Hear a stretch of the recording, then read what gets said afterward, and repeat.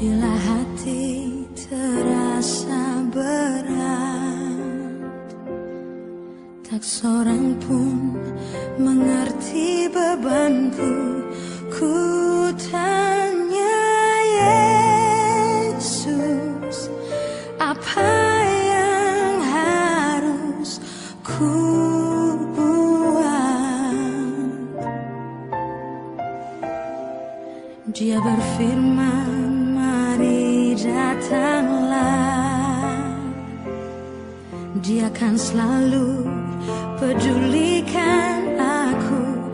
Ku datang Yesus, Dia pikul segala bebanku. Shalom, selalu semangat pagi bagi kita semua jemaat yang dikasihi Tuhan dimanapun kita berada. Salam sukacita buat kita yang boleh bertegur sapa lagi dan bersama-sama mendengar merenungkan firman Tuhan di dalam sapaan teduh. Maka marilah kita bersama-sama mempersiapkan hati bersatu di dalam doa. Ya Tuhan, terima kasih buat hari yang baru. Kami mau melakukan berbagai-bagai aktivitas di sepanjang hari yang Kau beri ini. Kami mau merancangkan juga pekerjaan, pelayanan, dan apapun yang kami mau lakukan dengan hikmat yang datang dari-Mu. Karena itu Tuhan, biarlah kami memulai hari ini dengan lebih dulu membaca dan merenungkan firman Tuhan. Terangi hati dan pikiran kami Tuhan, agar firman-Mu yang diperdengarkan dapat kami mengerti, dapat kami lakukan di tengah kehidupan beriman. Karena di dalam nama Yesus, kami mau mengucap syukur atas waktu dan kesempatan ini. Kami berdoa. Amin. Daniel 4 ayat 37 firman Tuhan bagi kita. Jadi sekarang aku Nebukadnezar, memuji, meninggikan, dan memuliakan Raja Sorga yang segala perbuatannya adalah benar, dan jalan-jalannya adalah adil, dan yang sanggup merendahkan mereka yang berlaku congkak. Saudara-saudara yang terkasih, ada sebuah ungkapan yang mengatakan bahwa pengalaman adalah guru yang terbaik. Artinya, segala peristiwa yang ada dalam kehidupan kita, entah itu baik, entah itu buruk, semuanya dapat kita jadikan pembelajaran. Dengan belajar dari pengalaman, seseorang akan memiliki prinsip kebijaksanaan. Orang yang bijak jugalah yang mampu menyikapi semua hal dalam kehidupannya dengan pikiran yang jernih dan hati yang tenang. Dengan demikian kehidupan ini bisa dijalani dengan lebih baik lagi dan bisa menjadi berkat bagi banyak orang. Hal ini tampil dari pengalaman Nebukadnezar. Kita boleh belajar karena dalam kehidupan Nebukadnezar sudah beberapa kali Allah itu memberikan teguran kepadanya atas kesombongan Nebukadnezar, bahkan melalui tanda-tanda seperti mimpi. Tapi berkali-kali juga Nebukadnezar ini mengabaikan pernyataan Allah yang diupayakan Tuhan sampai melalui hambanya Daniel. Nebukadnezar ternyata tidak mau belajar atas pengalaman masa lampaunya dengan pertolongan-pertolongan Tuhan yang sebenarnya sudah nyata di hadapannya. Karena itulah pada ayat 28 kita boleh baca nanti, disitulah nubuat Allah atas Nebukadnezar harus terjadi. Maka ketika Raja Babel ini berjalan-jalan di atas istananya, dia dengan bangga melihat bahwa apa yang terjadi di kerajaan Babel itu adalah bekas prestasinya. Dia sudah menjadikan kerajaan Babel ini sebagai kerajaan atau negara adidaya pada zaman itu. Dan Nebukadnezar mengakukan bahwa semua itu adalah hasil karya dan kehebatannya. Ungkapan kesombongan Nebukadnezar inilah yang membuat Allah menjatuhkan hukuman atasnya. Sebagai seorang Raja Babel, dia akan diusir oleh sesamanya. Bahkan kehidupannya dijadikan seperti binatang. Dan semua menjadi kenyataan seperti yang dituliskan Tuhan juga di dalam ayat 31 sampai 33. Allah sebenarnya tidak sembarangan dalam memberikan hukuman. Salah satu tujuannya adalah supaya manusia itu dapat memahami apa yang ingin Tuhan ajarkan dalam kehidupan kita. Hukuman terhadap Nebukadnezar juga punya tujuan yang sama, yaitu agar Nebukadnezar dalam menjalani hukumannya, dia boleh menyadari kemahakuasaan Allah. Nah, karena itulah setelah Nebukadnezar menjalani hukumannya, genap 7 tahun lamanya, dia kemudian akan merasakan lagi bagaimana ternyata Tuhan adalah Allah yang maha kuasa dalam kehidupannya. Disitulah baru Allah mengembalikan baginya akal budi. Di saat sisi kemanusiaan Nebukadnezar dipulihkan Allah, maka kita boleh melihat hal pertama yang dilakukan Nebukadnezar adalah memuji kebesaran dan kemahakuasaan Allah Israel yang dituliskan di dalam ayat 34 sampai 35. Dan melalui bagian ini kita pun turut menyadari bahwa sebenarnya Allah sangat membenci orang yang congkak dan yang sangat mengabaikan kebesaran Allah.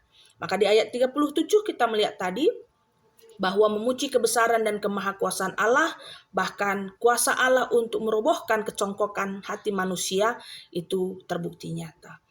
Nah, saudara-saudara terkasih, menarik dari pengalaman Nebukadnezar, ternyata banyak juga hal yang pada zaman ini membuat kita manusia berlaku congkak. Seperti apa yang tadi kita lihat, jika kita berkeras hati dan menganggap bahwa baik buruknya pengalaman hidup kita adalah hasil kekuatan sebagai manusia, maka disitulah kita sering sekali jatuh kepada dosa kesombongan. Padahal dalam kehidupan kita ada kuasa dan campur tangan Tuhan yang tidak akan mungkin bisa terlepas. Dialah Allah yang berkehendak memakaikan kehidupan manusia, dan itu adalah cara Tuhan untuk memperkenalkan dirinya sebagai Allah yang patut disembah. Maka ketika ada kesombongan, kecongkakan di hati manusia, maka Allah akan menghukum kita. Agar apa yang kita harusnya ketahui tentang Allah itu bisa kembali kita pelajari dan kita taati. Karena itulah mari saudara-saudaraku kita belajar untuk menerima kehendak Allah dan tidak menjadi manusia yang congkak. Jangan terlena dengan keberhasilan kita atau jangan mempersalahkan Tuhan atas kegagalan kita sekalipun. Allah selalu mendatangkan kebaikan bagi orang-orang yang berkenan kepadanya. Maka tidak perlulah kita menanti teguran Tuhan dulu untuk membuat kita sadar untuk tidak berlaku congkak akan segala pencapaian hidup kita. Hiduplah dalam kerendahan hati di hadapan Tuhan. Teruslah belajar mengenal Dia. Karena Allah itu sangat mengasihi orang yang mau taat dan memberi berkat bagi setiap ciptaannya. Maka jika Allah adalah hal yang terpenting di dalam hidup kita, maka pujilah kebesarannya. Agar sekalipun pengalaman hidup, apakah itu baik atau buruk, kita mau terus mempermuliakan Tuhan Allah kita dengan kerendahan hati. Karena itulah merupakan kunci hidup yang penuh berkat. Kita adalah miliknya dan baginya lah kemuliaan sampai selama-lamanya. Amin. Marilah saudara-saudaraku kita bersyafaat. Kita bersatu di dalam doa. Tuhan, terima kasih atas firman-Mu yang telah kami dengar. Firman yang mengajarkan kepada kami untuk hidup dalam kerendahan hati. Di hadapan Engkau, Allah kami yang maha mulia, biarlah kami pun terus mau melibatkan Engkau dalam segala pengalaman hidup, apakah itu baik atau buruk.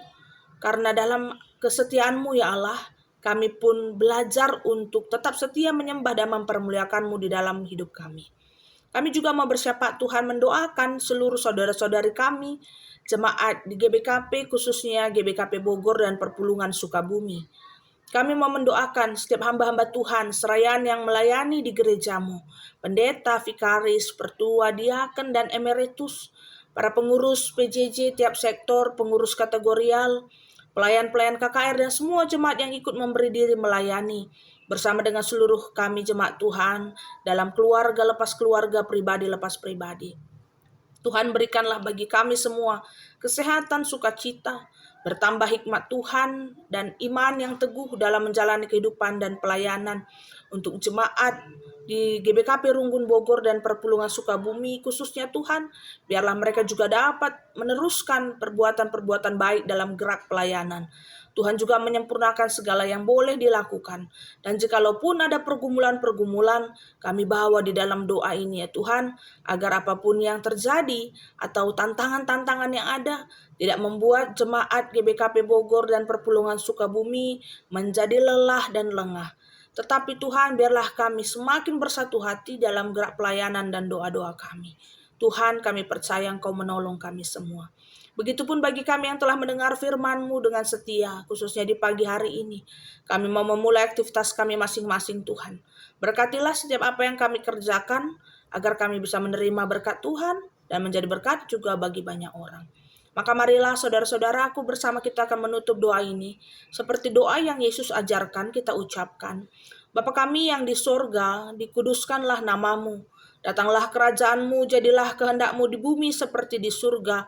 Berikanlah kami pada hari ini makanan kami yang secukupnya, dan ampunilah kesalahan kami, seperti kami juga mengampuni orang yang bersalah kepada kami. Dan janganlah membawa kami ke dalam pencobaan, tetapi lepaskanlah kami daripada yang jahat. Karena Engkaulah yang punya kerajaan dan kuasa dan kemuliaan sampai selama-lamanya. Amin. Terpujilah Tuhan, selamat beraktivitas saudara-saudariku. Tuhan memberkati.